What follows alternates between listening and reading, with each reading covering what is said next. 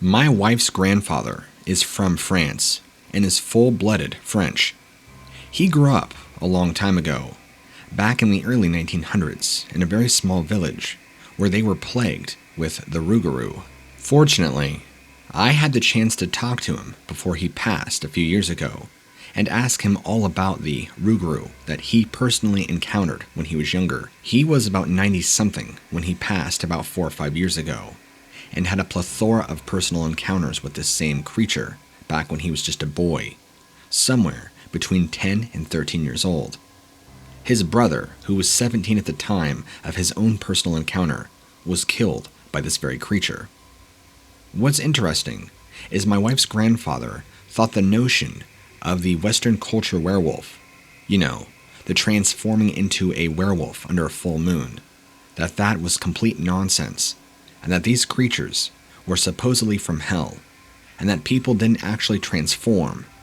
They were just wild demonic beasts that would feast and ravage the flesh of the innocent that it could get its hands on around the village. He also claimed that many of the men attempting to protect the village had lost their lives to this beast, this monstrosity, leaving the village extremely vulnerable. Many women and children began disappearing. You gotta remember, this is like back in the 20s or 30s, in very rural France. They didn't exactly have the cavalry to call in. They were pretty much on their own. And he never told me the name of the village, but my wife had showed me at one point, and I think it's somewhere south or east of Paris, but don't quote me on that. I can't remember exactly.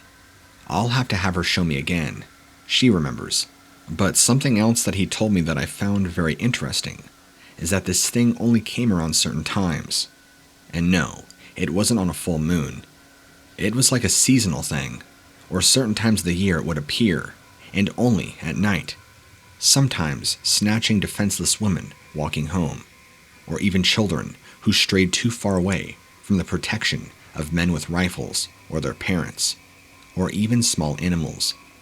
It was even common to find the bones of those victims that it had claimed in the woods just beyond the safety of the tiny village. And get this, here's the kicker, and they were able to trap it and kill it, Hollywood style.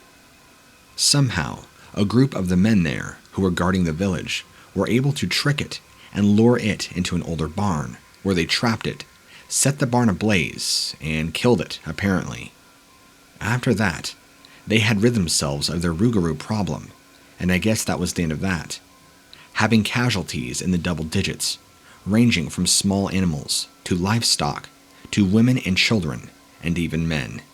While many of our modern-day Western culture doesn't take it seriously in the least bit, it's interesting to know and hear from a first-hand account that these things are real, and that he has seen it several times himself. When he went on to describe it for me, he described it as being very tall, easily 9 to 10 feet. Bear with me here because he actually used the term meters because he's European, so I've tried to get a rough estimate of what he meant in feet. It resembled that of a very, very large gray wolf, except just standing upright, having large claws and hands like a person with opposable thumbs. He said the head and the snout were larger than they should have been, and the eyes were a fierce, glowing yellow. And the scariest part was this thing had the ability to telepathically speak to people. At least it spoke to him a couple of times, telling him that it was going to come after his family, kill him, and rip his throat out. Enough to terrify my wife's grandfather. In fact, many of the kids of the village would never play outside after the sun went down. This included every season, just out of fear. I guess this went on for about 5 or 6 years before this rougarou was eventually caught and killed in that barn fire. The real mystery comes as to where it came from, who the rougarou was, because at the time there was speculation it was somebody who kept transforming, but they quickly discarded that notion. As for myself, I've been a huge fan of creatures and cryptids like Bigfoot and all the likes for years and years. And so, I can't exactly remember how I got on the conversation with him, but I started talking to him about werewolves and Bigfoot. And even though he didn't acknowledge Bigfoot, he started talking to me about the rougarou, and that he never mentions it because nobody really believes him. Even my wife doesn't take him too seriously. But I found his entire sets of accounts very, very fascinating. If you ever have any personal run-ins with the Rougarou, stay away. They are extremely violent and very hostile, and they will kill on sight. And before I conclude my email to you, no, silver bullets don't work. That's a Hollywood thing. As far as what he told me, the only way to truly kill a Rougarou is setting it on fire and killing it that way. Thank you for taking the time to read this.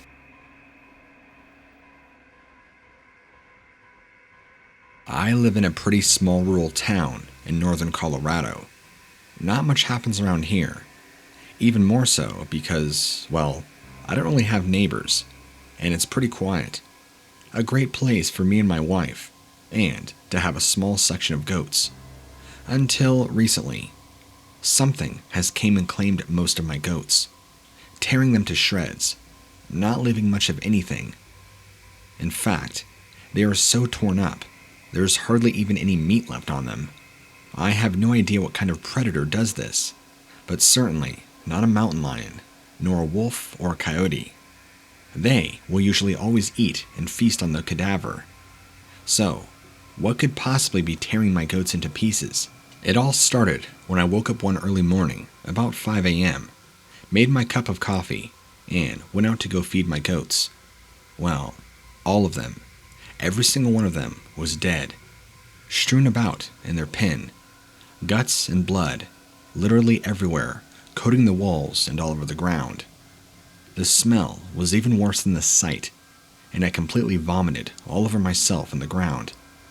After going back inside, telling my wife, and calling the police, although looking back, there's not a whole lot they could do, but I figure I would cover every measure that I could.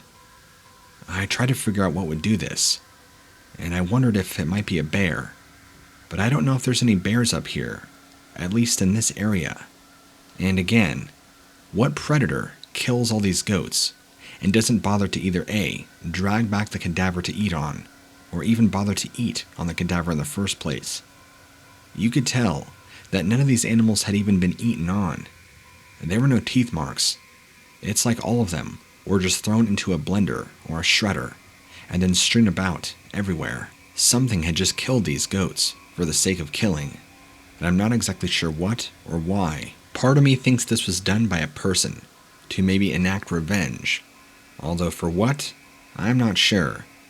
I haven't done anything to anybody out here, and I've only kept to myself. I haven't even made any friends, let alone enemies. But that's the only thing I could think of, is that maybe somebody snuck onto my property during the nighttime and slaughtered each and every goat. But then again, what kind of person would rip apart goats and then just leave their guts all about, without leaving any sort of tracks or evidence of the tools they used? It just doesn't make any sense. The killings and the way everything was strewn about makes me think of some kind of animal. I just can't exactly pinpoint what kind of animal it would be. That's why ultimately I'm messaging you. You seem to be an expert in the subject, so I'm hoping you can help me with my dilemma.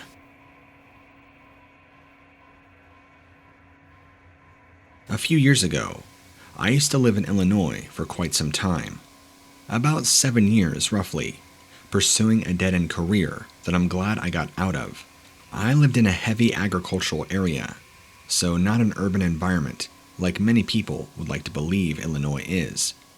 The area in which I lived in had lots and lots of corn, and if you've ever lived in or been in the Midwest, you would know that corn and grain is a huge market out here. But that's besides my point. I remember I heard stories about large upright wolf creatures living in the cornfields. That's when I first moved in, and I thought it was a joke, until I began hearing more and more about it. Well, there was a large cornfield not far away from where I lived, and several times, driving back at night, I could have swore that I saw the silhouette and shapes myself of a large upright walking canine going through the corn. One time, even staring at my vehicle as my headlights hit it, its red eyes glowing as it passed. As you can imagine, this scared me beyond my wits. but I maintained composure and didn't lose grip of the wheel or crash the vehicle. This thing just quickly ran by my car across the road, from one cornfield to another. Then, another night, about 4 nights after this one, I think, I saw it again, just emerging out of the cornfield. And that's when I got a much better look at this thing that supposedly was a werewolf that everybody was talking about. While I don't believe in the idea of werewolves, this thing resembled just that. In fact, it looked like it stepped right outside of a Hollywood movie set. Taller than my vehicle, which I drive a truck, so this thing was easily 9 feet tall. Bulkier than a linebacker on a football team, and a massive, massive head. In fact, if you've ever seen the movie Dog Soldiers, this thing resembles one of the creatures from that movie. Not entirely, but somewhat close. More so the head, how it is just so incredibly bulky and large, and very evil looking. This thing emerged from the corn just as I was driving by, like it was waiting for me to pass by so it could watch my vehicle go by. As soon as I passed it, I was kind of in shock to see it again for the second time in just a few short days. I looked back in my rearview mirror, and it didn't appear to be anywhere. So I don't know if it disappeared, darted across the road like a few nights prior, or just went back into the corn. I'm not exactly sure. But those are the only 2 times that I ever saw this creature. Afterwards, I would still be in Illinois for about another few years, but I had never seen this creature again. Even though I was living in that area, I had continuously heard stories about them stalking people, killing prey and animals, and even potentially hurting people, but never anything more than that. After a while, I kind of just stopped paying attention to the stories altogether and minded my own business. One of the reasons I'm happy to be out of that state. My story is an interesting one. I'm not exactly sure how to categorize my experience, but I'll just say that I love the art and act of spelunking. I've gone exploring in several different cave systems, all the way from the Pacific Northwest down into Arkansas and many other states that offer deep, adventurous, and lush cavern systems that all interconnect. I have even had my hand in discovering some unknown cave systems, and even diving in to see where they lead. So on this particular adventure, I took a close buddy of mine whom I grew up with. Him and I love the act of adventure and exploration, but what we had no idea was what we would find. Normally, when we enter in cave systems, we come in with all the necessary supplies, safety equipment, lights, everything you need to be safe, and even a knife, just in case you need it. This was the first time I ever ran into something living in one of these cave systems. I know there are living things in caves, like bats and even maybe small animals, very small, but never in my life could I have imagined we would have ran into what we did. So, my story takes place in Texas, where a friend and I discovered an unknown cave system, or at least what we thought was at the time. This particular area had experienced heavy flooding before, and at the time, the flooding had completely receded, revealing a deep channel in the earth. Not a huge cave mouth, but one that we could slip into. We were excited and ready to see exactly how far this tunnel went down into. We went in with all the supplies we needed, and probably spent at least a couple hours traveling what I suspect to be at least near 2 miles deep in. A little bit of noting, this tunnel wasn't man-made, nor was it made by an animal. This was clearly a cavern that had been covered by water, and was wet and muddy as you could expect. And due to the flooding and water in the area before, you can imagine why this was completely covered and not accessible. But now with the water removed and drained, we can now travel in. As we made our way initially in the tunnel, we had to travel at a 45-degree angle downward, crawling on our hands and knees. It was a pretty tight squeeze, but several points it opened up to larger chambers that allowed us more freedom of movement to actually stand up at some points, while most of the time we had to crouch. and if you're claustrophobic at all, well, I don't recommend the sport. After a while, we eventually reached a larger opening. From here, this had several tunnels or chambers we could travel through. The act of finding something undiscovered was incredibly exciting, and my friend and I, still full of energy, adrenaline, and excitement, wanted to explore every which avenue we possibly could. After re-upping on some water and snacking on a couple of protein bars, we started taking some tunnels that eventually looped around, bringing us back to this main chamber. Then, we took one of the tunnels off to the right, where going through, we began to smell a kind of stink. If you've ever smelt an animal's den before, you'll kind of know what I'm talking about. It wasn't like a smell of blood or death or a rotting animal. It smelt more like a thick, musty smell. But at the time, I just contributed that to much of this being underwater not too long ago, so I didn't think much of it. I figured I was smelling the remnants of rotting plant matter and other biomatter. Boy, was I wrong. We traveled through this tunnel for quite some time, and at the time, we had really good headlamps, so visibility was great for both of us, and packing extra batteries. After much time tight crawling, and squeezing our way through other tight holes and up and around more chambers, we came into another very large chamber that kind of dropped off like a cliff at some point, down to a lower chamber. What I think had happened is these at one point were two separate chambers, but the wall or part of the chamber had collapsed at some point. And for those that don't know, caving involves a lot of climbing over large boulders and rocks, because let's face it, a lot of these cavern systems are collapsed tunnels of some kind, many being lava tubes, which I suspected that some of these were. It was here that we actually came across large bones everywhere. My friend and I thought this to be odd, because we were easily 2 miles into the earth. Not straight down, but 2 miles deep into this tunnel, at least. Why would animal bones be down here? Some sort of animal, probably predatory, must have made its den down here.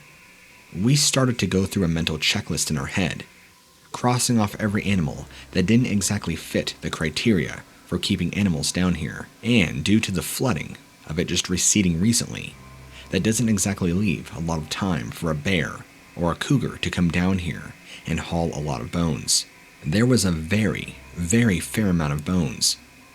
If I had to guess, I would say somewhere between maybe 6, 7 deer, assuming that's what it was. Possibly cattle. There were no full skeletons, of course, just rib bones, femurs, and skulls. All the skulls looked to be of either cattle or deer of some kind. Everything scattered throughout, and these bones weren't very old either. They were somewhat fresh, probably within the last 30 days. Some of them looked to even still have meat on them, at least very little, like something had been feeding down here.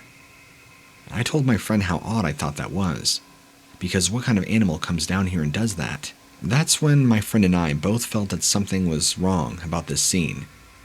We were too far into this cavern system for any animal to conveniently come down here and make a den. I could see a small tunnel, maybe 10, 20, 30 feet, and then a small opening in a cavern. But this, there was too many tight squeezes, too many chambers, and too many tunnels we had spent the last 3-4 hours climbing and chambering through to get down here. Nothing should be down here living, and nothing should be able to pull a deer cadaver down here to feast. So something was down here. Even though we didn't feel right about it, we weren't exactly scared at this point, just more curious at what this could have been. But we ignored any notion we had of leaving, or being scared that there was some unknown cave monster lurking about us. We took this as an opportunity to explore more of the chambers around us, which, by the way, were several. Taking the tunnel nearest of us was actually tall enough, at least partially, that we could walk through without actually having to duck, which was a nice change of pace from all the crawling and crouching we had been doing to get down here. Our knees and elbows were already sore, and I didn't bring sufficient elbow pads or knee pads, something any experienced spelunker will always have with them. This tunnel seemed to go on forever, and at some point, maybe 10 minutes in, it's hard to remember exactly when, but not too much longer after we entered it, we can hear something large entering the tunnel, coming in our direction. My friend and I both stopped in our tracks, turned around to face that direction, and had our ultra-bright LED headlamps pointed in that direction, waiting for something. Although we couldn't exactly see anything, we could hear it coming up to the tunnel, and whatever it was sounded big, because it was barreling now, going faster and faster, picking up speed. At first, we thought or suspected it was a person, but the closer it came, we could tell that whatever it was wasn't just taking a quick, easy pace. It was barreling through the tunnel. It was going fast. After us, or what, I'm not sure. And we could hear, by how loud it was, that this was much bigger than a person. An animal, perhaps. That's when my friend started taking off, continuing in the direction we were entering. I bolted after him, completely letting fear take over me, that we had some sort of large predator coming after us. We continued running like crazy, until we came to yet another large opening. This opening having a fairly large chasm in the middle of the room. Luckily, the gap of the chasm was maybe only about 2 or 3 meters, one that we could cross if we had enough air, which both of us did, and continued on. The tunnel that this one continued down wrapped around to yet another chamber, which, again, took us back, after some time, to yet another chamber, which, again, led us back to the original chamber that we found the bones in. We used this as an opportunity to escape this chamber full of bones, and head back the way we came initially to get back to the surface, which would be probably another 2+ hours in a tunnel, which was fine by us. We were just trying to get away from whatever was pursuing us at this point. Now, as we were entering the tunnel to head back to the surface, or back to the other chambers which would eventually lead us back to the surface, thank God, in hindsight, that we hadn't forgotten our way. We could hear more of them. And I say them because I don't exactly know what it was pursuing us, but there was more than one. The one barreling through the tunnel that we had taken through was coming back to the chamber that we were in, and then we heard another one directly behind us, just out of our line of sight. What's creepy is that it felt like it was just staying out of the light, almost watching us as we were fleeing. The further and further we made it through the tunnel, away from that chamber full of bones, we eventually got to the main chamber that would lead us back to the surface. Whatever was following us down in that chamber seemed to stop following us up to these more main chambers that were higher up on the ground. Remember, a lot of this cavern expedition was a lot of tunnel traversing down at roughly a 45-degree angle. Not just the initial entry of the tunnel, but most of it, so we were truly going down into the earth the entire time. So the way back up was even more treacherous and much more endurance heavy because we were going up at an incline. The way back seemed much faster, probably because we weren't exactly taking every safety precaution we could, and going much faster than we had originally descended into. Once we reached the surface, we both collapsed out of sheer exhaustion, that we had pretty much exerted every bit of force and energy we had to get us out of there. We spent the next 5 minutes probably just trying to catch our breath.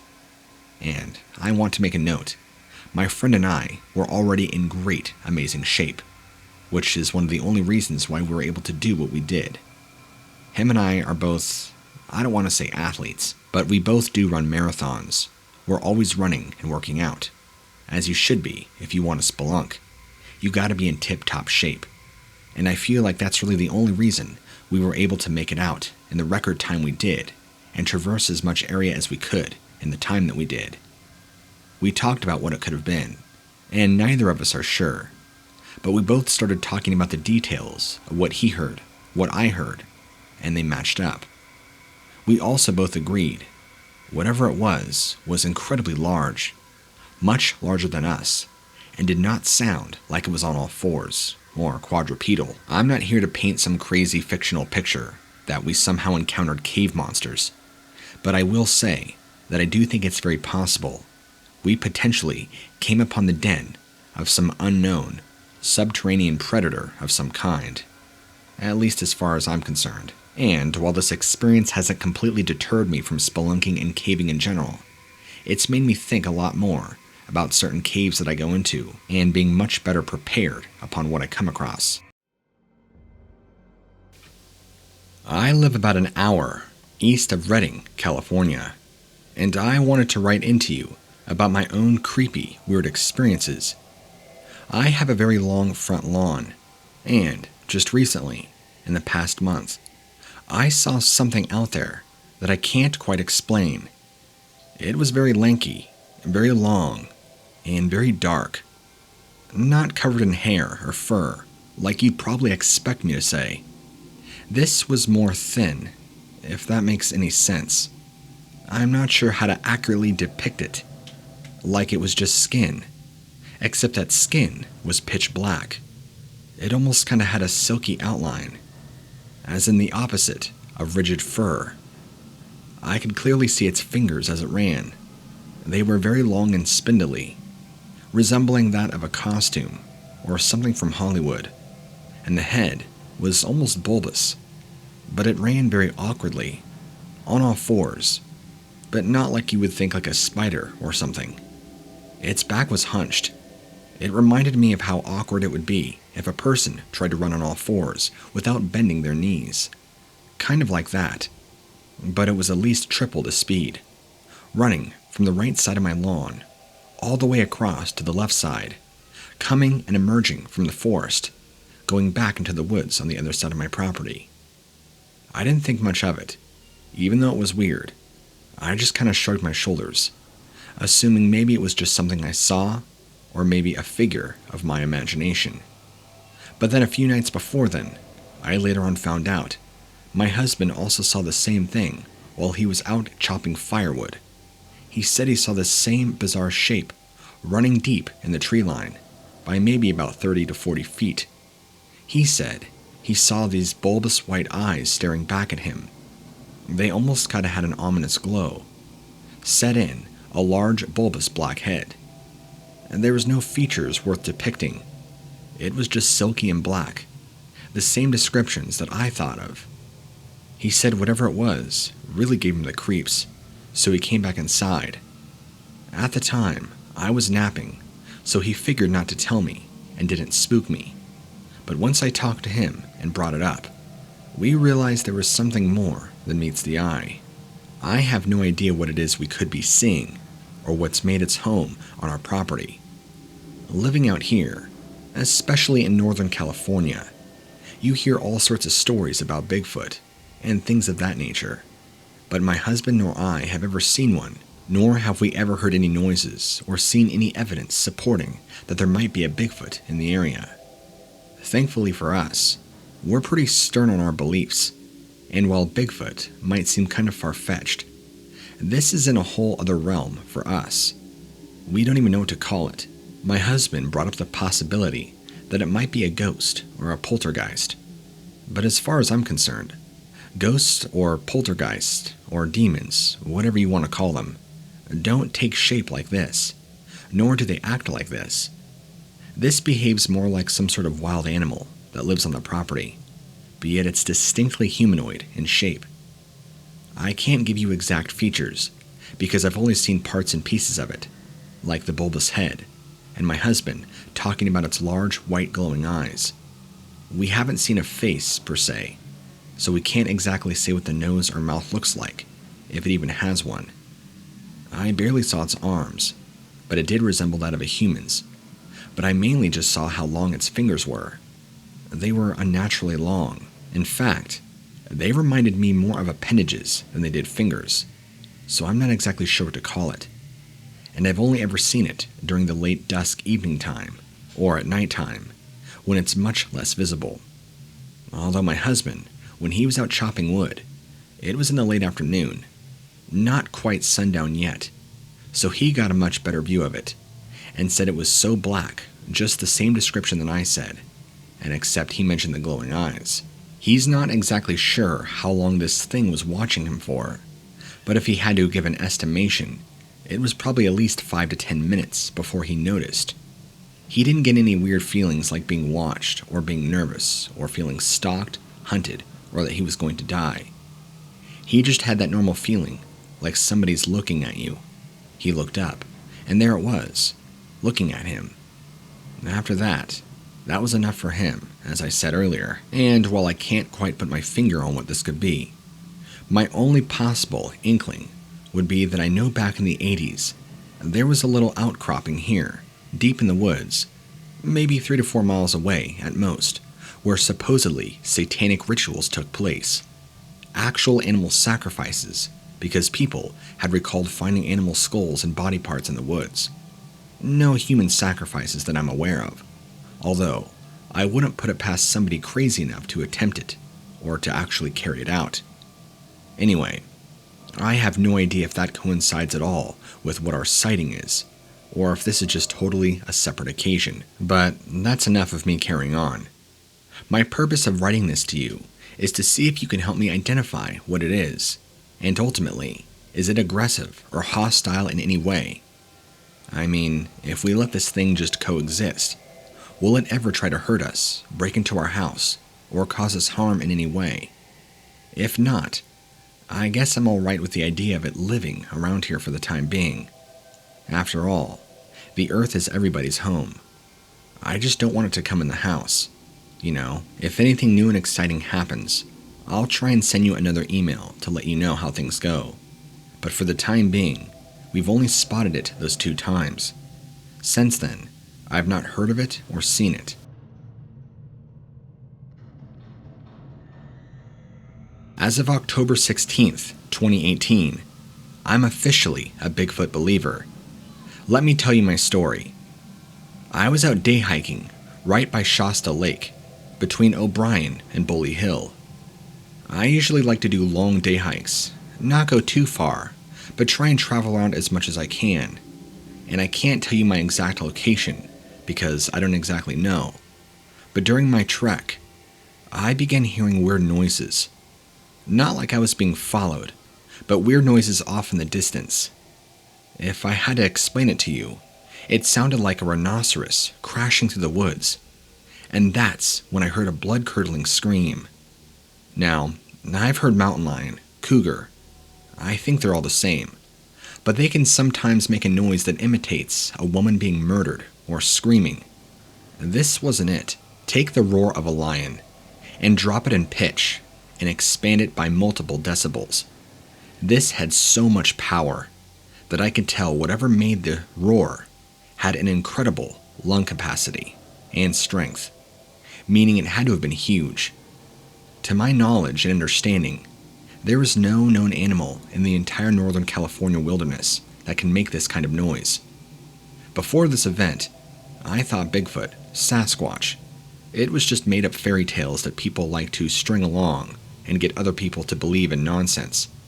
I would even go as far as making fun of Bigfoot believers, citing every single supposed Bigfoot track and Bigfoot encounter as complete and utter hoax and waste of time. But now that I heard the evidence for myself, I was pretty shaken. This roar lasted for roughly 12 to 15 seconds in length, and continued for another 3 to 4 times.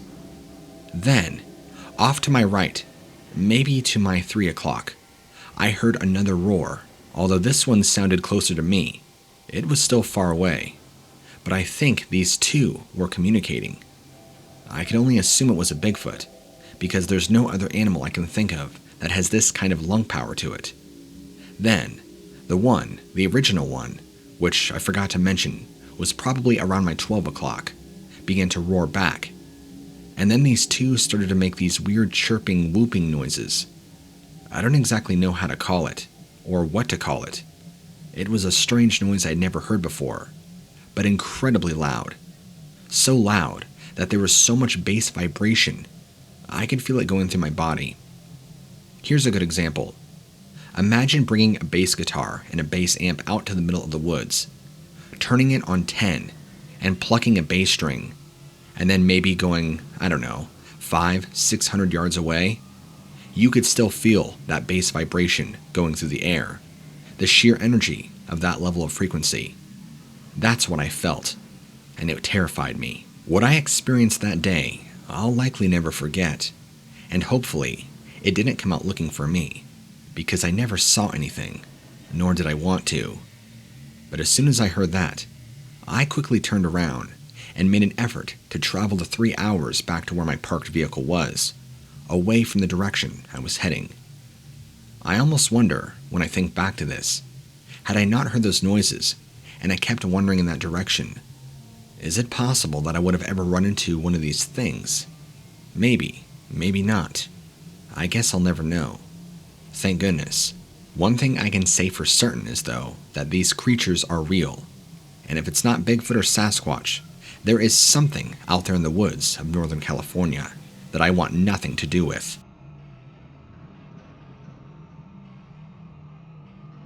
I don't know if this exactly counts as a monster sighting, but it's something I saw that I can't explain. A while back before all the COVID-19, back in 2019 actually, summertime, I was walking along the shores with the Golden Gate Bridge in my view. I don't want to disclose the area, well, just for anonymity purposes. I live around the area, and I feel it better to be safe than sorry. I just don't want to take any risks. Out in the water, maybe 100 feet, I saw the largest tailfin that I've ever seen. I know it's ocean waters, and probably common for sharks and other large animals like whales to swim up through here, although I don't know for sure. But this was a very distinct tailfin. It had a weird shape to it, a point that went up, and was kind of a teal turquoise color.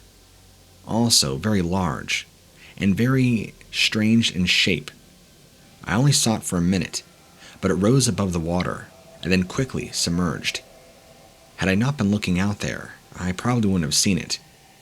I'm sure it's common for many people to see tailfins, but one this large was a little bit disturbing to me. The only animals that I can think of that have a tailfin of this size would easily be a whale. I'm serious here. I really don't want to underwhelm the size of this thing. It was pretty good size, even from the distance I was at. Enough that at first I thought it was a whale, but the tailfin was more fish-like, except having a strange color, and a very overly large top part that hung out. And as it lifted into the air and quickly submerged, that tells me whatever it was attached to made a quick dive towards the bottom. I'm sure this probably isn't the most exciting counter to ever hear, but I thought it was interesting, and it left me wondering what animal it could be. Anyhow, I thought you, of all people, would find it interesting, and thank you for constantly delivering cryptid encounters and scary unknown things.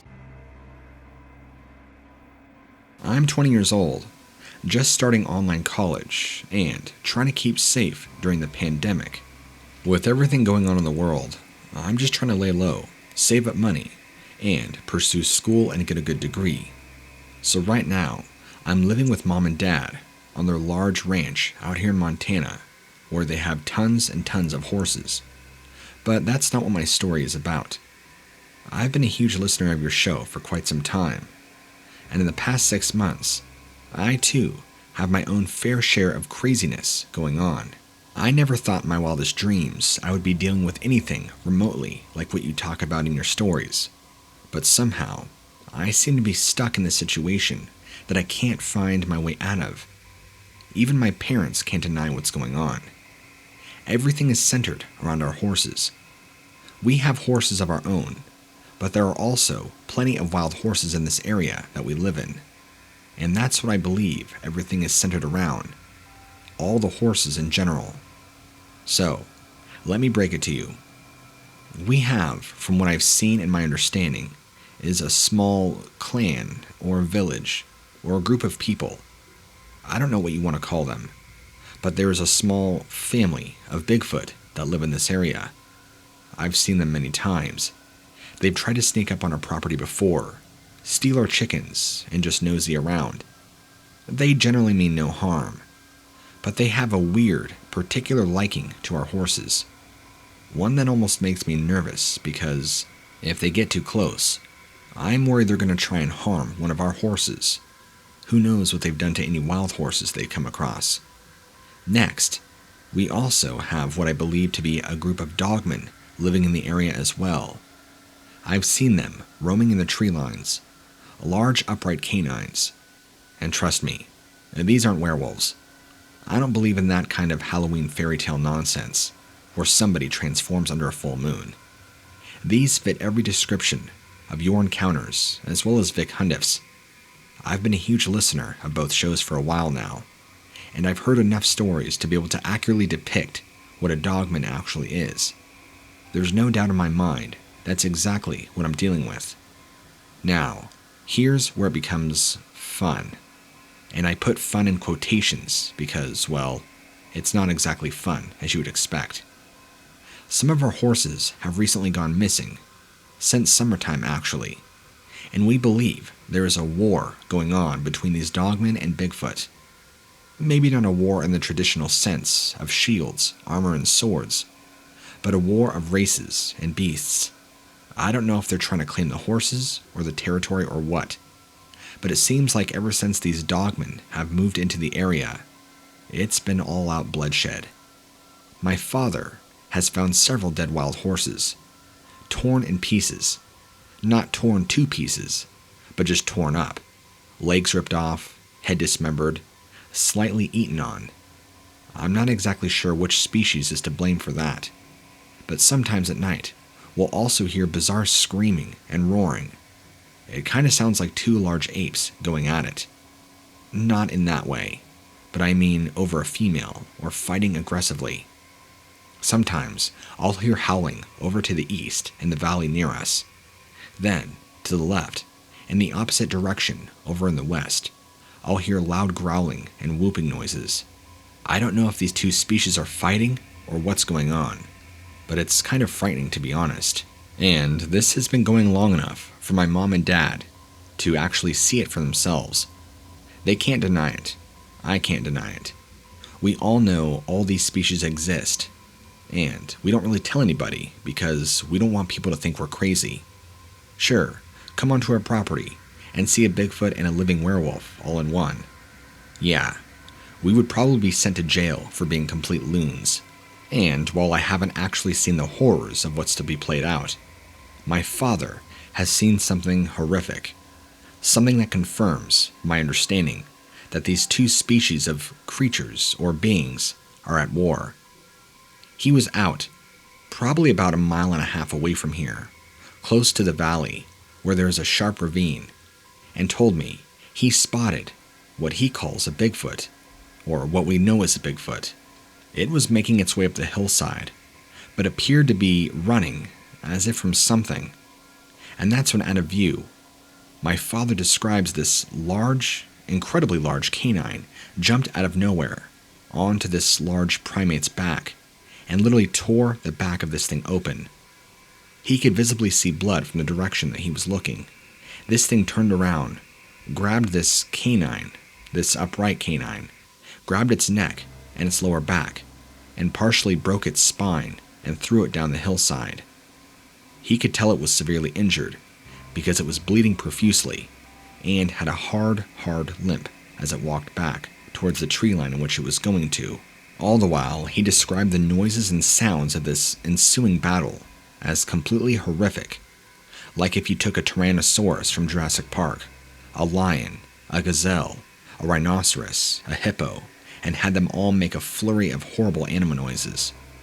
I know it's not the best description, but that's what he described it to me as. He said it was kind of traumatizing to watch. He had never in his life seen anything like it.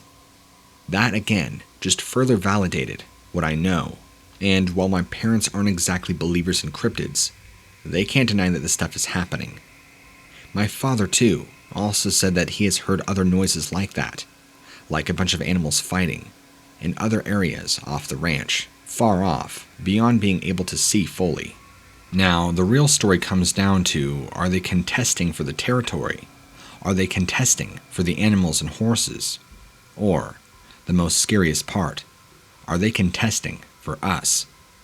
Even though both species have never bothered either of us, have made an attempt to be hostile towards us, or even come up to our house. Just them being in the area makes me kind of nervous. Before, like I said, the Bigfoot have attempted to steal our chickens and have even peeked through our windows, even though I haven't seen it, but my mother has, and nearly scared her half to death. I have a feeling that they've been in this area longer than my family has, and they're probably just more curious and trying to survive. But something about these dogmen having moved into the area, for what reason I'm not sure, probably due to food. I can't say much about the deer population, but as I stated previously, there is a huge population of wild horses all around here, and I think that brings sufficient food for both species to survive on. To what degree and what extent, I'm not sure, but it must be somewhat significant for their species to be warring together. As I'm writing this to you, December 8th, 2020, this is still going on, with activity as close as the other night when we both outside heard sounds of a screaming, roaring battle. At least that's what it sounded like, in the same valley that my father saw the gruesome scene back in July. This valley is only a few miles northeast of our house, and is a rather large valley that my father has hunted bucks in before, and gotten many good kills in. But since all this is going on, I think my father just altogether skipped hunting season. Like I said about the deer population, I don't know how good they are, but I do know from my father that bucks like to come through the area from the east, and maybe since the fall, he hasn't really seen any of them, and normally, he sees about 5 or 6 good 4 or 5 pointers come through. Maybe the dogmen are getting these bucks, maybe the Sasquatch are hunting them. We're not entirely sure, but what we do know is we try to stay as safe as possible and mind our own business, and not wander off into territory that we know is clearly not ours, because I believe sooner or later something will happen to us if we act up. I feel somewhat responsible for my family's safety. I know I'm 20 and have a good amount of money saved up, even building up my credit. I can definitely get a place out closer to town, but I just feel like I'm leaving my parents vulnerable. Not that they couldn't handle the situation or take care of it, but I want to take care of my parents and help them out. So I figured laying low here, pursuing online school, is probably my best option. And with the pandemic going on, it gives me more of an excuse to lay low and help inform my parents and make sure they stay safe. Because, well, I know they're both very smart, especially when it comes to ranching and outdoor stuff. I just can't help but worry for their safety, especially for my father, who can be very bullheaded sometimes, and can easily wander into areas that I would think would be lively with either Dogman or Bigfoot. Even that day back in July that he saw the Bigfoot and Dogman fighting, I'm pretty sure that was because he had wandered too far, and I hope that he wasn't marked at all by either of them, or that either of them saw him and have it out for him, which I don't think so. I mean, not that he wandered too far. He knows his way well around the woods. I just mean, to them, that he wandered too far into their territory, which is potentially why they are fighting over it. But all this is speculation. I don't really know. I'm going to go ahead and cut this email short, because I feel like it's getting a little too long. So, all I ask is that you wish me luck, and hope that me and my family can survive, however long this is going to last. From what little research I've done, and what I've heard from other people having similar experiences like I'm in, is that the Bigfoot or Dogman eventually give up and leave the area.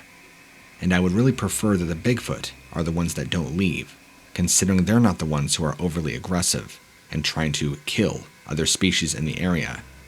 Wish us luck. The park that I serve at decided it was time to take some preemptive measures regarding the invasion of murder hornets in the US. Clear evidence, you don't necessarily become a ranger chief for your intellect. And so it was decided that if we saw murder hornet nests, we would find a way of documenting them by getting as close as possible to take pictures, and then reporting them, and then the crew would contact a professional wildlife control team. I would point out that murder hornets have a way of patrolling the perimeter so many yards away from their nest. But what do I know? I'm just an ordinary ranger, So I was making the rounds, making sure everything is alright. This is during the pandemic, so there really wasn't a whole lot of park rangering to be done. But I did notice through the thinning leaves on a hill that a tree had some things suspended from them. They were oddly shaped, so they clearly weren't a natural part of the tree. I suspected that they could be the nests of insects. I hadn't seen anything like them before. Great. I had to call them in as potential murder hornet nests.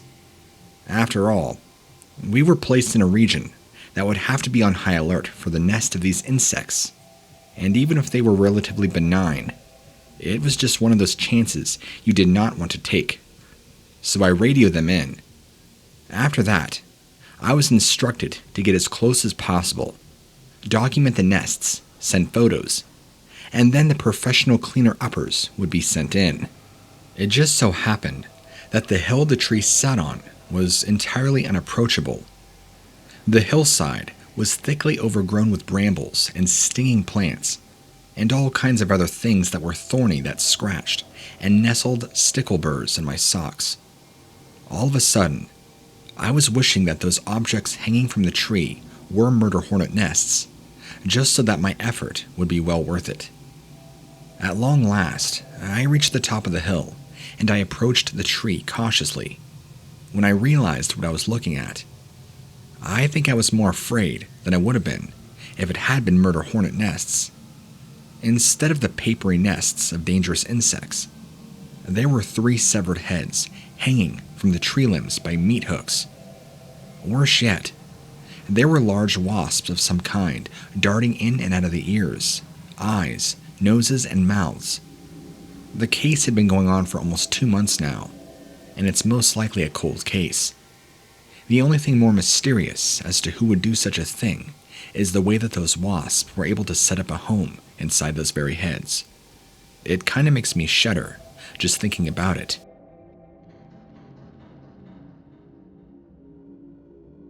If there's anything that bothers me in my time on the job of being a ranger, it's the way today's parents are glued to their phones while they're at the playgrounds with their kid.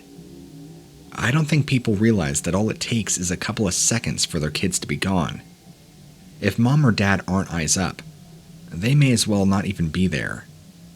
Their very presence doesn't deter a child abductor, like it did back in my time.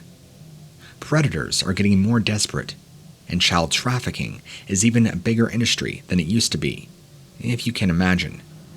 So children, like cattle, are a very valuable commodity in today's twisted, sick world.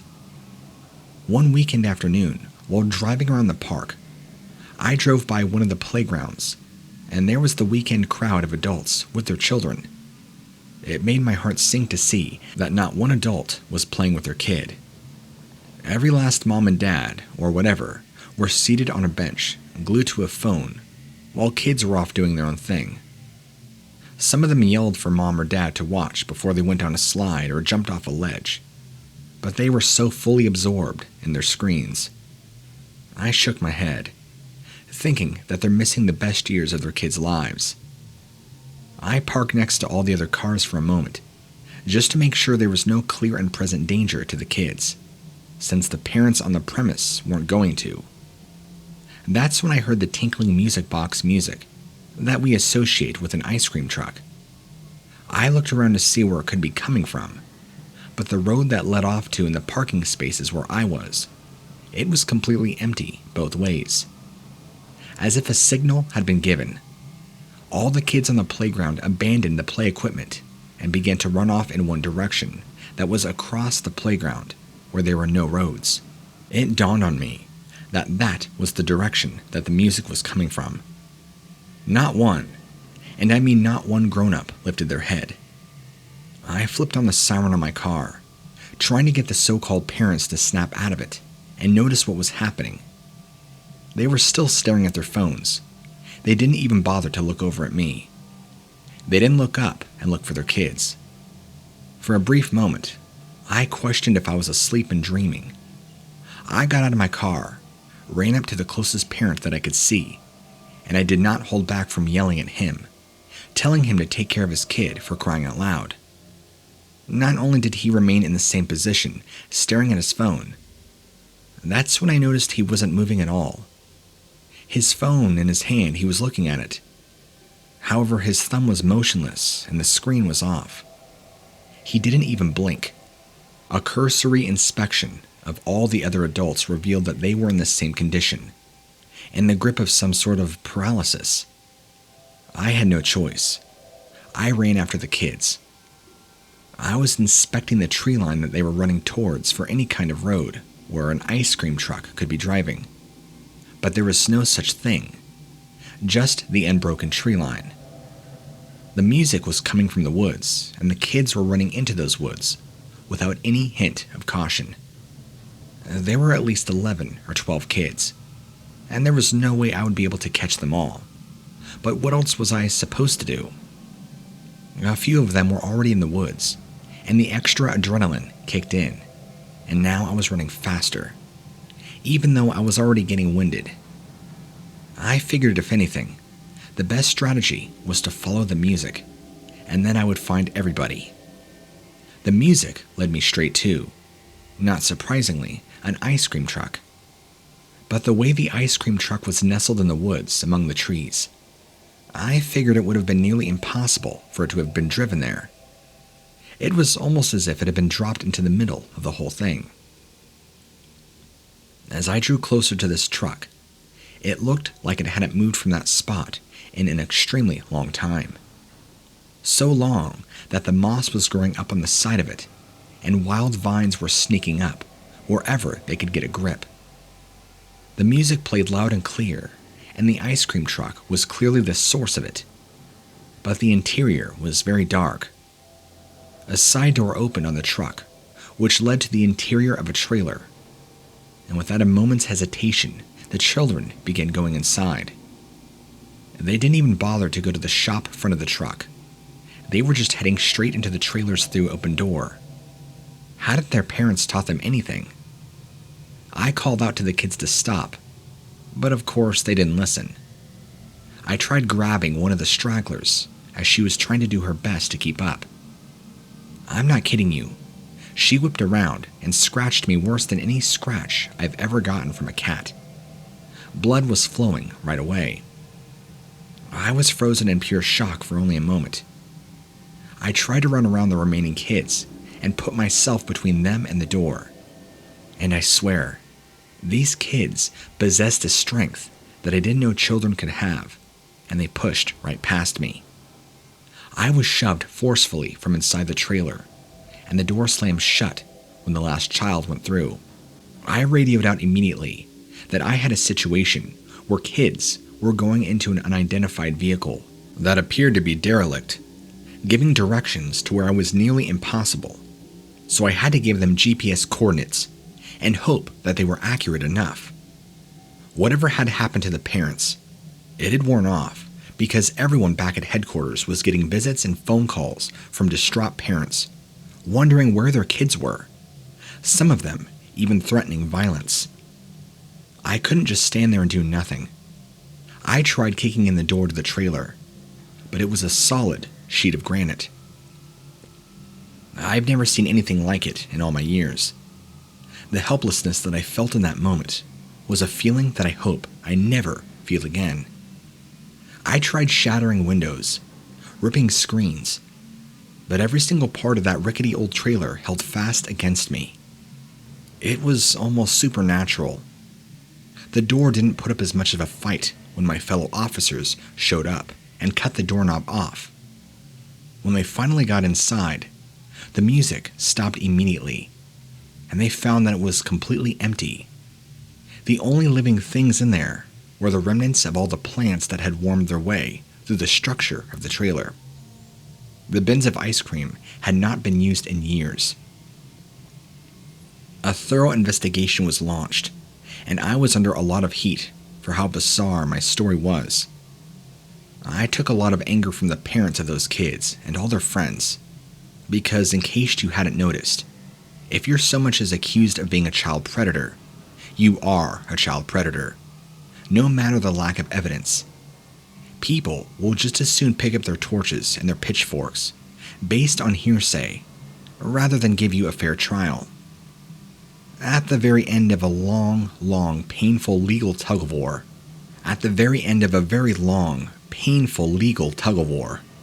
I handed in my badge and I retired, which did not solve anything for me. I can't describe to you the horrible feeling that shoots through my system when I hear the sound of an ice cream truck's music. I also can't describe to you the vitriolic rage that goes through me when I see parents out with their children in public, and the parents glued to their phone. I don't know what forces were at work that day when their kids got away from their parents, but there is still no excuse for any absent parent, whether that absence is physical or mental. When I was 8, I did what I was used to doing. I took my German Shepherd named Bella into the woods for one of our many spirited adventures. My parents were well off enough to have a bit of woodland, and we lived right in the middle of it. We were miles from any city, so the only thing that could remotely be bad about me and the dog wandering off together was running into wildlife.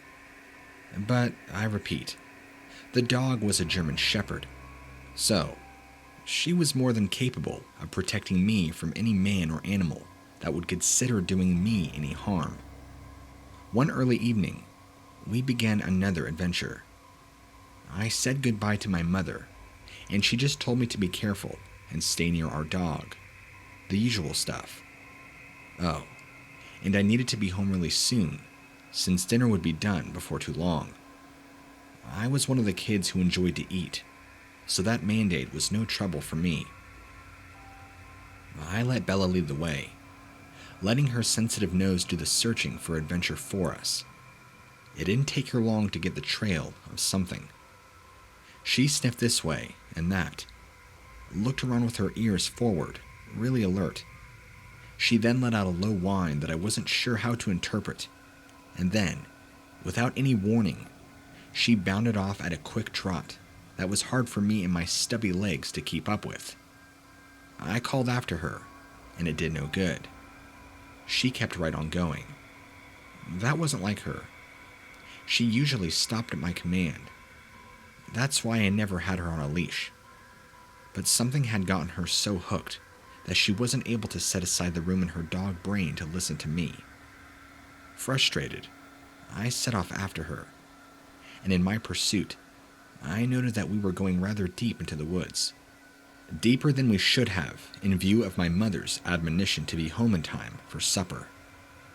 She seemed to be stopping just often enough to let me catch up, but as soon as she was back within eyeshot, she was off again. I was getting scared and anxious. I wasn't wanting to get lost or go hungry. Both would have been tragic. She wheeled around one particular clump of trees, and I followed by about 3 seconds.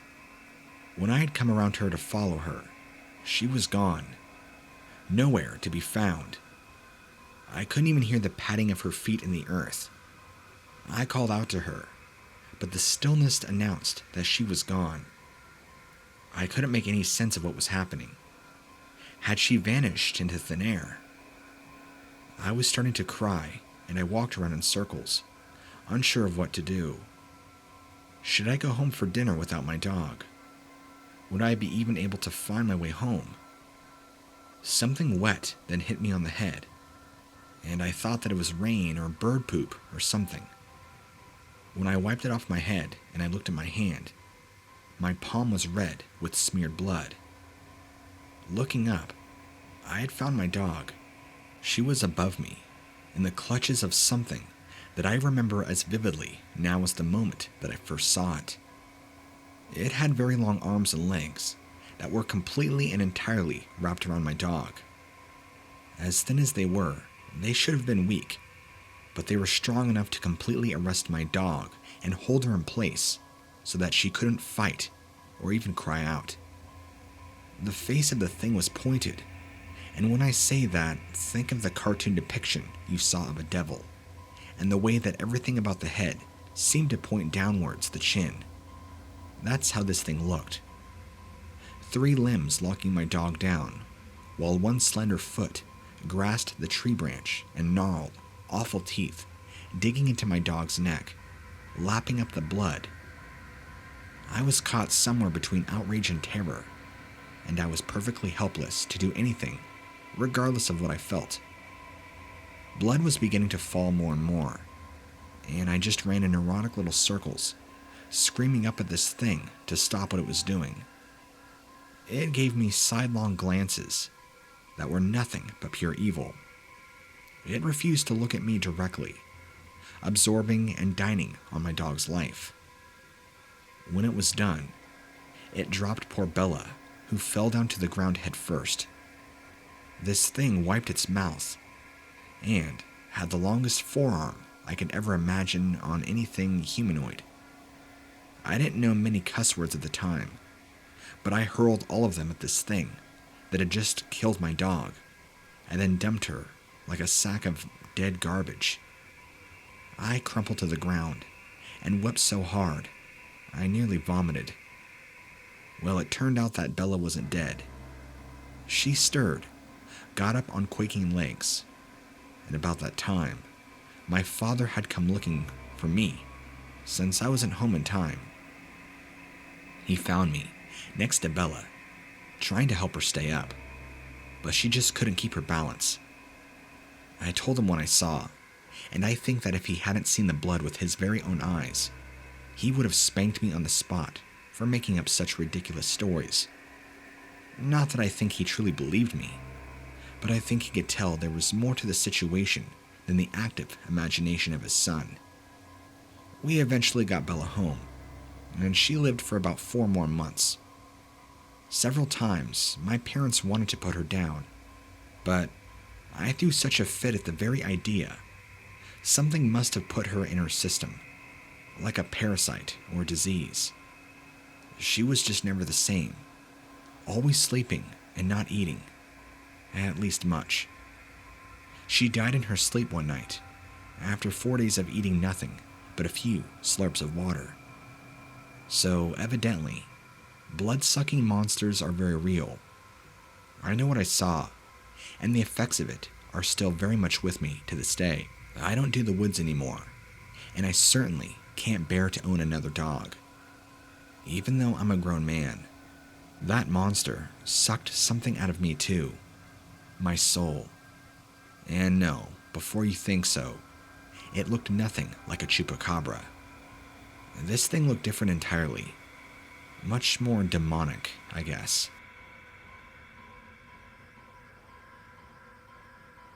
It wasn't unusual for me to see all kinds of wildlife from the school bus when going to school to and from, especially on the way, early in the morning. I would see red-tailed hawks, raccoons, and I'd even spot the occasional bear. They weren't shy about approaching people, so you could see them really up close by driving by. Our community was surrounded by thick woods, so close encounters with animals wasn't exactly unusual. It also wasn't as difficult to live with as you might assume. There were exceptions, of course. Our school playground was barriered in the surrounding timber, and it wasn't any place for kids.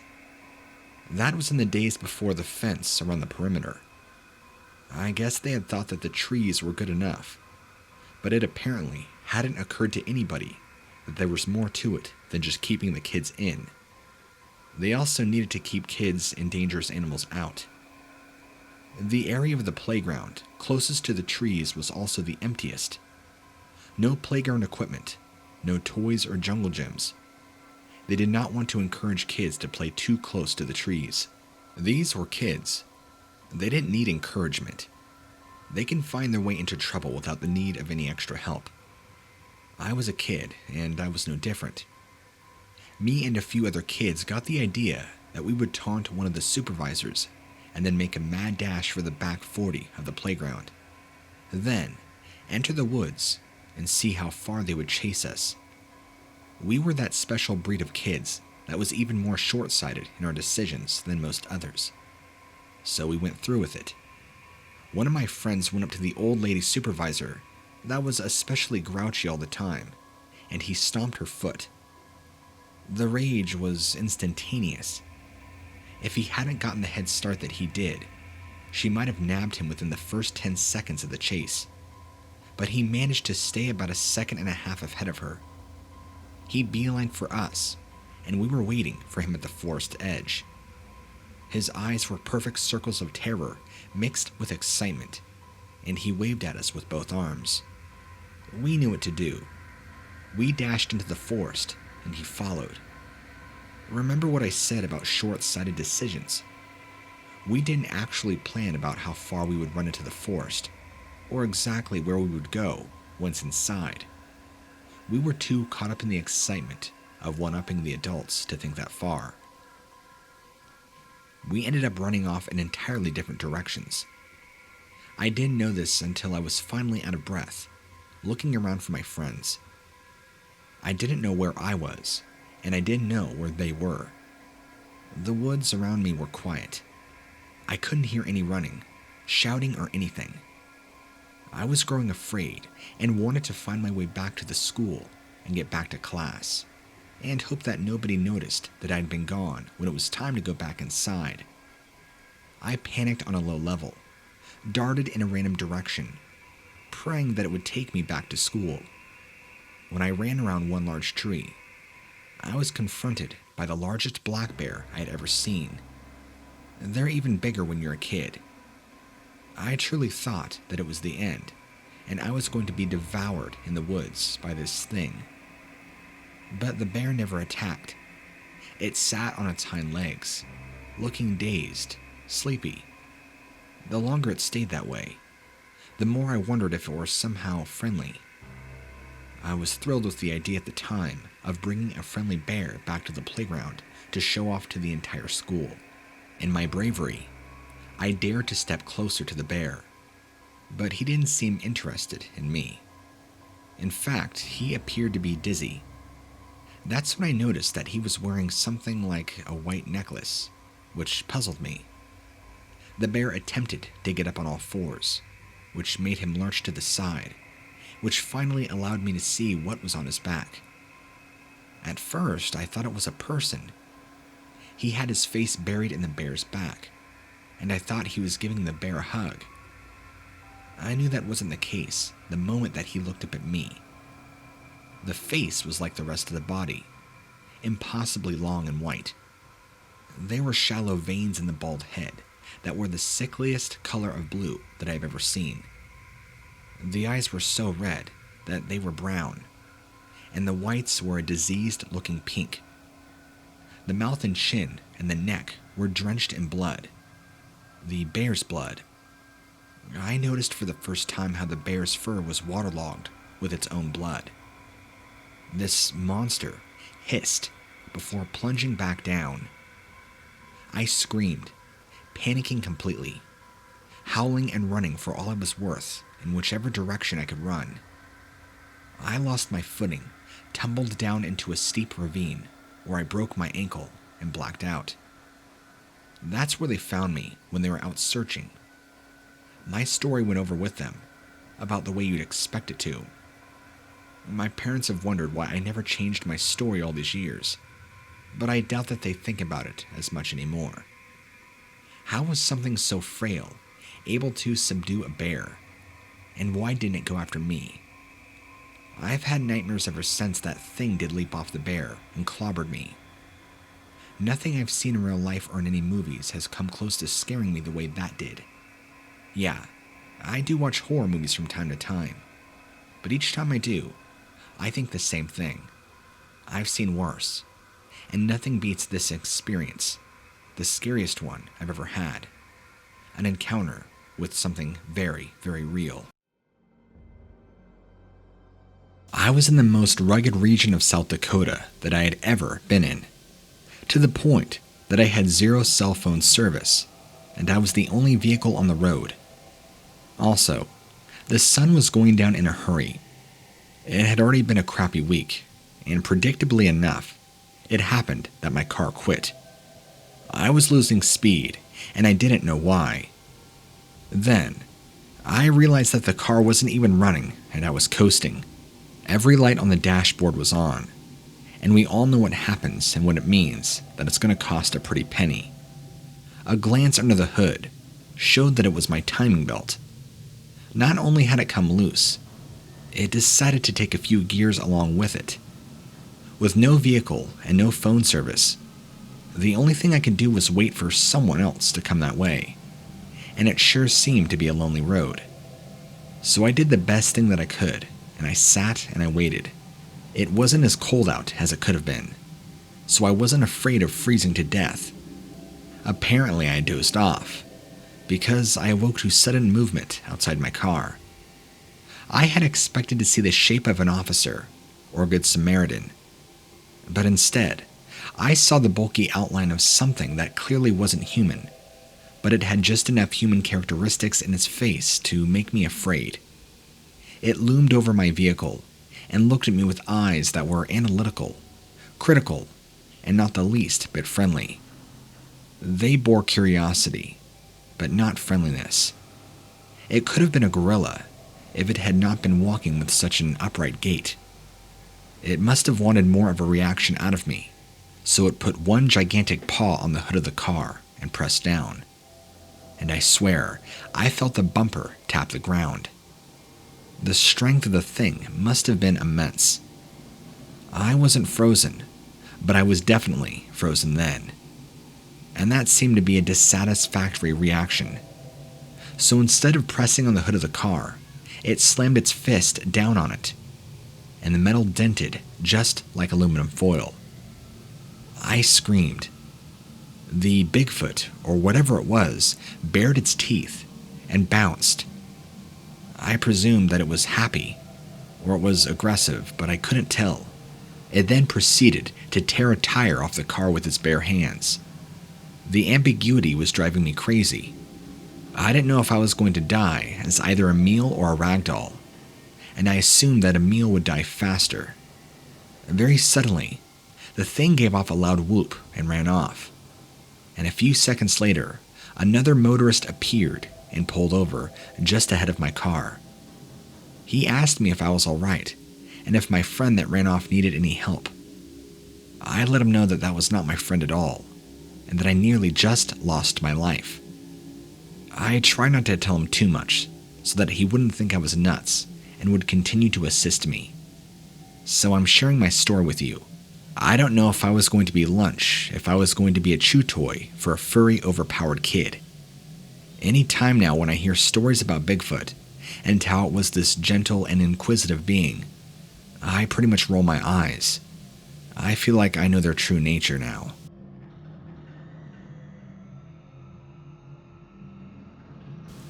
I spent my early years in college and working with little or no sleep, so that I could give my family the kind of life that I felt they deserved. I had managed to play my cards just right, and I got a really good house that sat on 4 or 5 acres of mostly untouched woods. The house and the immediate yard was the only developed part of the entire property. The rest was reserved and left alone, just in case whoever bought the house wanted to do some hunting. Although I was no hunter, I just wanted my family to grow up and live without having to worry about the dangers associated with urban living. I eventually had 2 kids, and I built them a treehouse deep in the woods. And it wasn't just any small treehouse. It was big. I chose an oak tree that had been there for centuries and was still alive. And this was a treehouse that I'd constructed 2 or 3 rooms, so there's plenty of room for growth in case we had more. Well, one day, when I came home from work, both of my kids ran up to me, saying that somebody was in their treehouse and wasn't coming out, and the intruder was making strange noises. So, as any concerned parent, I took the chance that they were telling me the truth, and I went out into the woods. It was just as it had hit the tree line that I could hear the strange sounds that my children must have heard. They did sound animalistic, grunting and barking. They didn't sound like the noises any person would make. I found the treehouse, and it suddenly had a very ominous feel to it, like something just wasn't right. Even though it was still daylight out, the inside seemed awfully dark. I reflected on the wisdom of investing in something like a rifle, and I had no such thing. I could have thrown rocks if I wanted to, but that wouldn't accomplish anything at that point. I called out to whoever was up there, and I told them that they were not only on private property, they were inside my kid's treehouse, and I would really appreciate it if they left. Not surprisingly, there was no answer. Nothing but silence. There's an open window on each side, and I picked one and did the most productive thing at the time I could think of. I threw a rock just to see if I would get a response. A loud roar came from inside. It was the roar of an angry animal. Something burst through the roofing of the treehouse. The closest thing I can come to describing it was a juvenile Bigfoot. It was like an average gorilla, but bigger. But it was nowhere near big enough as some of the stories that I've heard on your channel. Kind of convenient that I'm a listener. It had rusty brown fur, and it had the rock that I had thrown at its hand, and it threw the rock back at me. I must admit, it was quite the marksman. If I was a half a second slower, it would have gotten me right in the head. It lifted itself up into a higher limb of the tree and swung to another tree, just like a monkey, and then to another, and it was gone. I keep trying to tell myself that it was just a large monkey, but it was way too big to be any species of ordinary monkey. Not to mention, we're in North America. Not unless there's any primates of the size of an orangutan on steroids. Only unlike orangutan, all the muscle was in the arms and the shoulders and the chest, instead of the stomach. So, I guess I'm passing this on as a Bigfoot story, and if you want to believe me, that's fine. If not, that's fine too. But me and my kids stand by what we saw that day. Very, very strange.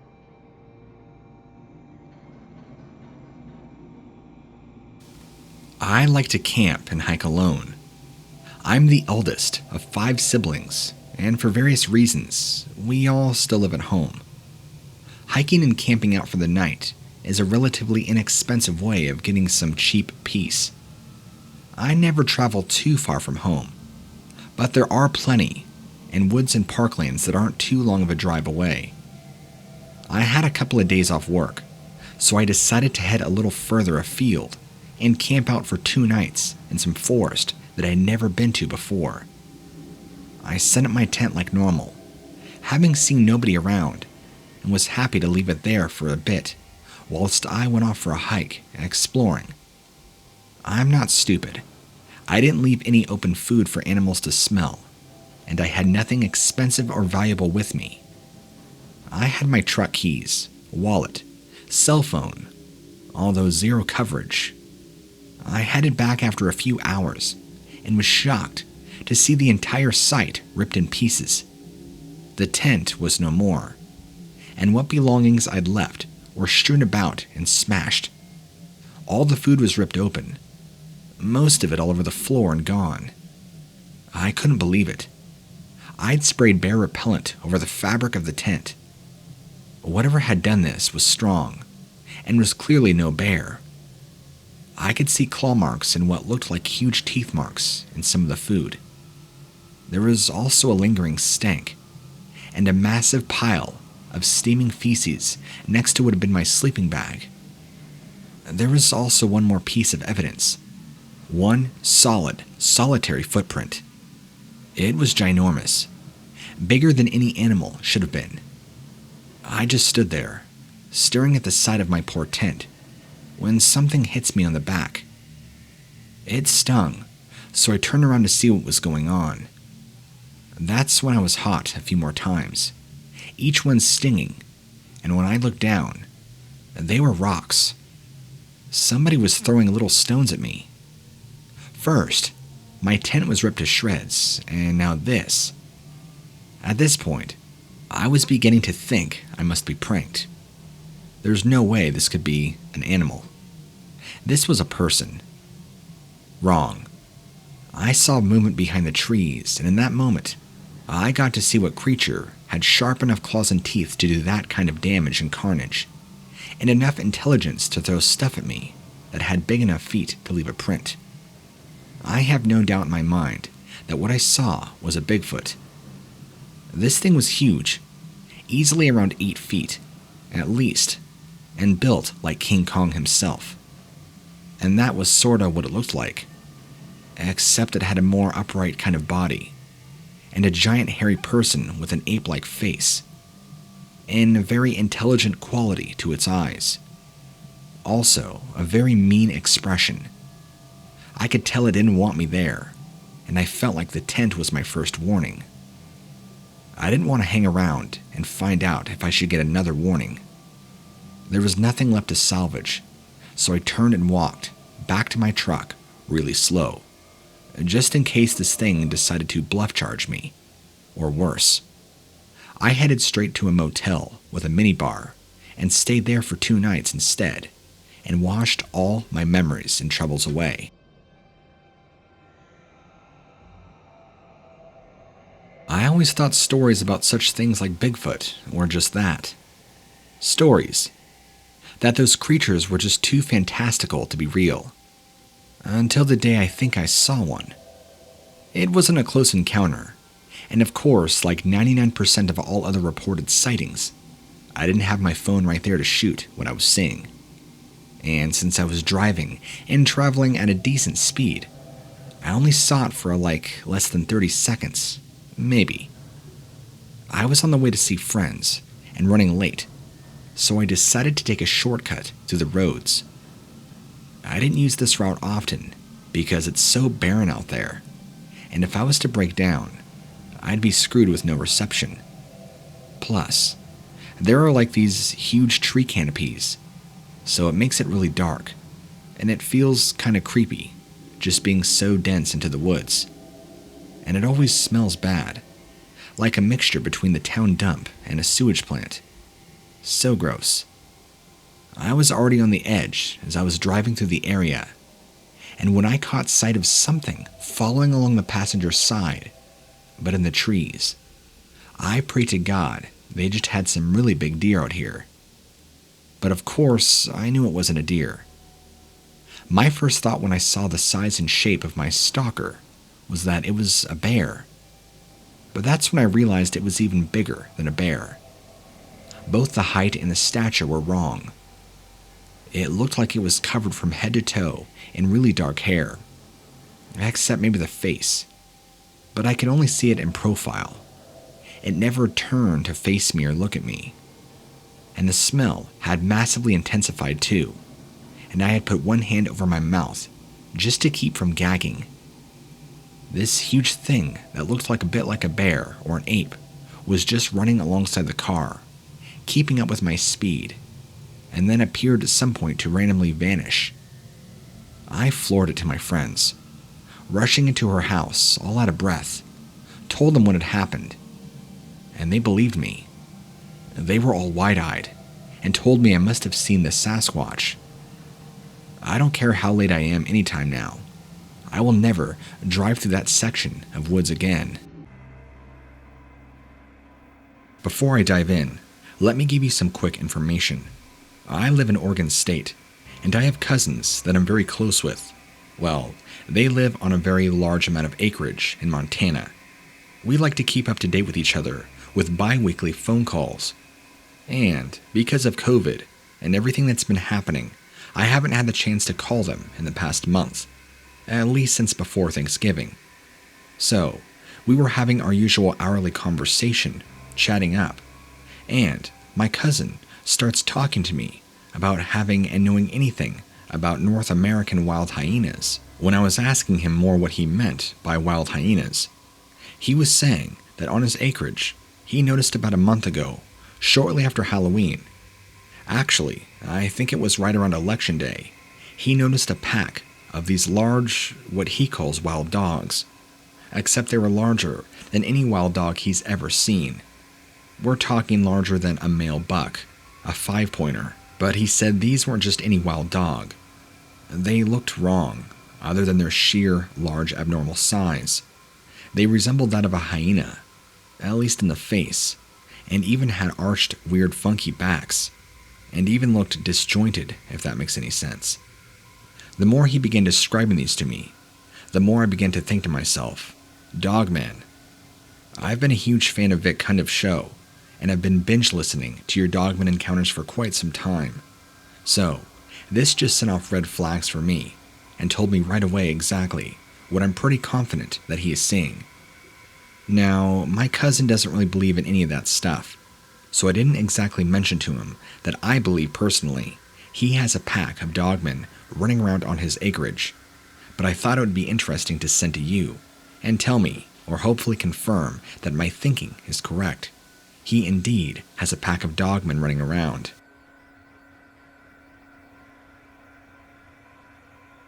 One of the scariest events I can physically remember is back years ago when I spent around 8 to 9 months in Oklahoma. At the time, I was in a very abusive, toxic relationship with a girl whose name I won't mention. But at that time, I was also going through a phase where I really loved to do off-road exploring, where I would go off-trail for miles and miles, as far as I could, just to explore new heights, see new things, and be surrounded by true, unfiltered nature. Well, it was during one of these treks where at first I felt like I was being watched. At the time, I was very naive and ignorant to the wildlife around me, specifically that of Oklahoma's. To this day, I'm still not exactly sure if there are wolves in the state. If I remember correctly, I think I had heard there used to be red wolves, but I don't think they're there anymore. But what I saw that day looked nothing like that of a red wolf. I was going down a large hill on this unbeaten path, and off to my far left, just beyond some timber, I saw something that looked like a person, except it was a wolf head peering out of the trees, staring right at me, from maybe 50 to 60 yards away, enough that I could clearly make eye contact with whatever this was. My first instinct was that it was a large dog, a wolf actually, since that's what it resembled, although its eyes were much more yellow and striking than just that of a regular dog. And as soon as I looked up and made eye contact with this large animal, my stomach knotted up. It's like my body knew that whatever this wasn't a natural occurring animal. Because then, not even a second later, without breaking eye contact, it stood up on 2 legs. Something that I don't think dogs could normally do, at least the way this did. When it stood up, it was exactly like a person, a very bulky bodybuilder type person. The body, from what I could see from my distance, looked like you took Arnold Schwarzenegger in his heyday, covered him with fur like a bear, maybe a little thinner, and made it a brownish gray, and then stuck the head of a wolf right on top, a gray wolf to be exact, with more fierce, striking yellow eyes. Once this animal stood up, you could clearly see that this thing was massive. I don't exactly know what it was, but I just stopped, and I was kind of half frozen in fear, half in awe at whatever creature I was observing, and it seemed to be curious with me too. And that's the impression I got, because it too never broke its gaze.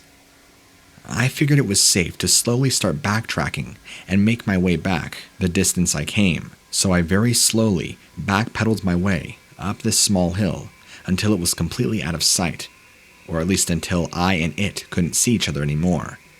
That's when I turned and ran. I mean, not full-on sprint, but I did a nice little jog. I didn't think this thing was predatory per se, or that it would follow me, or anything like that. But I wasn't going to take any chances, not knowing exactly what animal I could be dealing with. Looking back on it, at the time, I didn't know anything about cryptids, or dogmen, or really much about Bigfoot. But now that I'm more aware of such things like dogmen, I'm pretty certain that's exactly what it is that I saw.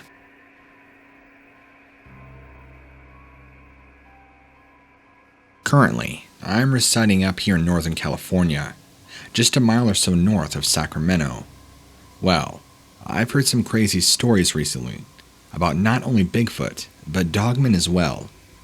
See, I have a few friends of mine that are native, and I can't exactly remember their tribe, but I do remember what they referred to as Bigfoot. They called them mountain devils because apparently These same beings would raid these villages at night, stealing women and children, taking them back to wherever they were, and cannibalizing and eating them. Terrifying, right? Well, they would have the same issues with these dogmen that I can't exactly remember what they called them. They had a native word for them, which I'm not going to try and type it out, because I would probably butcher it. Apparently, these dogmen would fight these mountain devils, or Bigfoot, for the prey of the villages, basically the women and children. They would literally fight to the death over these prey, and also attack the villages too. There was even a time where certain sects of the tribe up here would have warring factions against these Bigfoot and dogmen all at the same time. It's pretty crazy to learn that dogmen and Bigfoot both have a helping hand in the violent history that took place here. Unfortunately, much of it was them provoking the natives, and the natives just trying to survive and defend themselves properly. According to my close sources, which again is several of my close native friends, this has been going on for hundreds of years, and recently has been kept very quiet. Recently being in the past 100 years. I don't know if there's some conspiracy to keep Bigfoot and dogmen on the down low, but it seems to be in working order. I don't know if there's still a war going on between dogmen, Bigfoot, and the natives around here, but I do tell you that they are still very hostile. At least the dogmen are.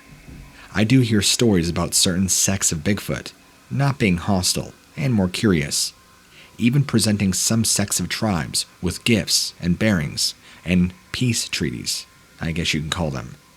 But the dogmen remain extremely aggressive, territorial, and very violent if approached. In fact, there's even certain areas you just don't want to go because you just want to avoid these creatures altogether. They will kill you, and they will not think twice about it. How that correlates to other dogman stories that you hear, ones where there's plenty of opportunity to seize the kill, but they never do, I'm not exactly sure. I can only relay to you what I know and what I've heard. And what I've heard is apparently these dogmen are extremely violent and dangerous. I'll tell you what, I sure as hell wouldn't want to be caught between the line of them and a Bigfoot.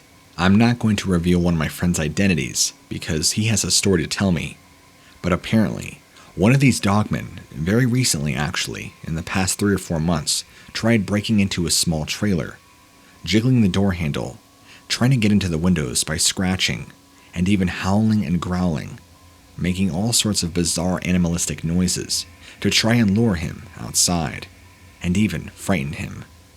No, he is not involved in witchcraft, or any seances, or anything to summon these creatures to him. He is simply just minding his own business, trying to live, and very much not even enriched in his own native culture, although he is aware of many of the tales and stories that have been passed down. He thinks it's because he's at the edge of his property, or the edge of the native property, apparently the area in which these things are closest to.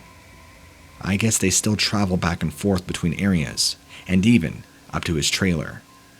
This has happened before, but more so just very recently, and I guess other family and natives in the area have also been having and complaining about similar problems.